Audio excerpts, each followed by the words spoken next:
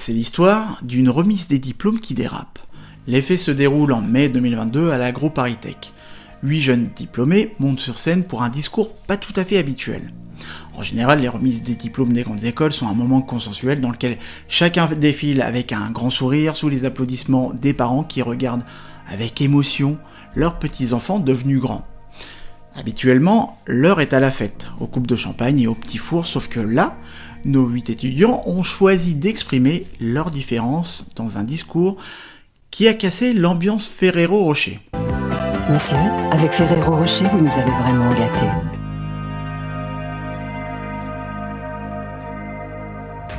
Bonjour à tous et à toutes. Donc, comme vous le voyez, on n'est pas que Lola.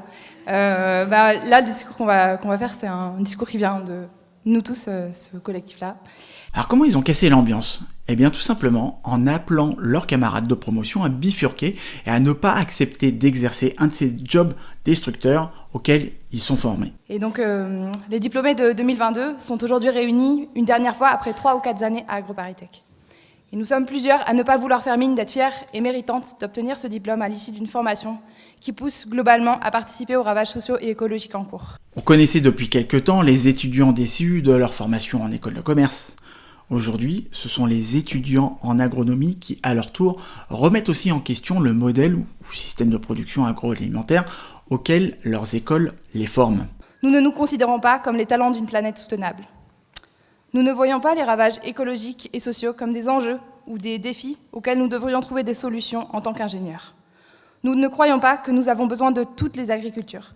Nous voyons plutôt que l'agro-industrie mène une guerre aux vivants et à la paysannerie partout sur Terre. Et que le monde de la Startup Nation n'y échappe pas non plus, car cette personne dit que les startups ne sauveront rien d'autre que le capitalisme. Nous ne croyons ni au développement durable, ni à la croissance verte, ni à la transition écologique, une expression qui sous-entend que la société pourra devenir soutenable sans qu'on se débarrasse de l'ordre social dominant. Le discours a été porté donc par Lola Keraron, ingénieure agronome diplômée de l'école, qui exprime avec colère l'absence d'horizon prometteur en termes d'environnement et questionne les perspectives professionnelles qui les attendent en faisant référence aux bullshit jobs. Traduction, job à la con. À travers leur discours, c'est tout l'ensemble du système éducatif qui est pointé du doigt, comme le dit cet étudiant. AgroParisTech forme chaque année des centaines d'élèves à travailler pour l'industrie de diverses manières. Trafiquer en labo des plantes pour des multinationales qui renforcent l'asservissement des agricultrices et des agriculteurs. Concevoir des plats préparés et ensuite des chimiothérapies pour soigner les maladies causées. Inventer des labels bonne conscience pour permettre aux cadres de se croire héroïques en mangeant mieux que les autres. Développer des énergies dites vertes qui permettent d'accélérer la numérisation de la société tout en polluant et en exploitant à l'autre bout du monde.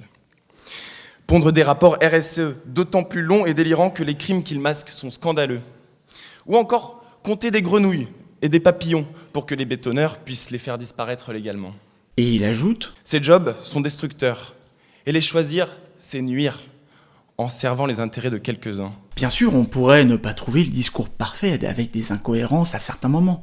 Mais ce qui est à saluer, c'est leur courage d'aller à contre-courant dans un moment qui prône le consensus. Moi, ce qui m'interpelle, c'est que des étudiants sont déjà en train de parler de choix de vie, de changer de voie et de bifurcation en se demandant quelle vie ils veulent. Mais nous refusons de servir ce système et nous avons décidé de chercher d'autres voies, de construire nos propres chemins. Un autre réplique : vous craignez de faire un pas de côté parce qu'il ne ferait pas bien sur votre CV, de vous éloigner de votre famille et de votre réseau, de vous priver de la reconnaissance que vous vaudrez une carrière d'ingé agro. Mais quelle vie voulons-nous ? Un patron cynique ? Un salaire qui permet de prendre l'avion ? Un emprunt sur 30 ans pour un pavillon ? Même pas 5 semaines pour souffler par an dans un gîte insolite ? Un SUV électrique, un Fairphone et une carte de fidélité à la Biocoop ? Et puis, un burn-out à 40 ans ? Bref, un discours qui alimente nos convictions.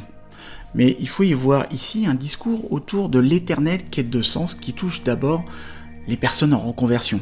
C'est peut-être le blues du dimanche soir en version agricole. Espérons seulement que ce ne soit pas juste un buzz éphémère. Moi je suis convaincu que non, que ça ne sera pas le cas, parce que quand on regarde ce qu'il est dit dans cet extrait... Je ne sais pas jusqu'à quel point vous allez me suivre, ou jusqu'à quel point j'ai choqué ceux qui sont dans l'école de commerce. Il y a dans les facultés, Sciences Po, disons que les jeunes étudiants, il y a 20 ou 30 ans, ils étaient the best and the brightest, les meilleurs, etc. Ils disaient on est des winners, etc. De plus en plus quand même, les jeunes étudiants de cette génération est consciente, ils ne veulent pas qu'il y ait du pognon. Certains peut-être, mais il y a plein de gens qui disent si c'est uniquement pour gagner du pognon et se faire chier au boulot, ça ne m'intéresse pas. Il y a quand même plus de gens, regardez les réflexions par rapport au Covid-19, etc. Il y a quand même de plus en plus de gens qui sont en réflexion sur leur propre vie. Des écoles de commerce à Sciences Po, promo après promo, beaucoup d'étudiants incitent à bifurquer, plus tous les salariés qui quittent leur job pour se créer leur propre vie et leur propre métier, voire qui partent pour trouver un job de sens, ça doit faire quelques millions. Aussi radical que cela soit, ce genre de discours, ces choix de vie individuels sont tout autant de signes du début de la fin d'un modèle. Dites-moi en commentaire ce que vous en pensez, vous avez la parole, donc dites-moi ce que cela vous inspire et ce que vous en pensez, et moi je vous dis à tout de suite.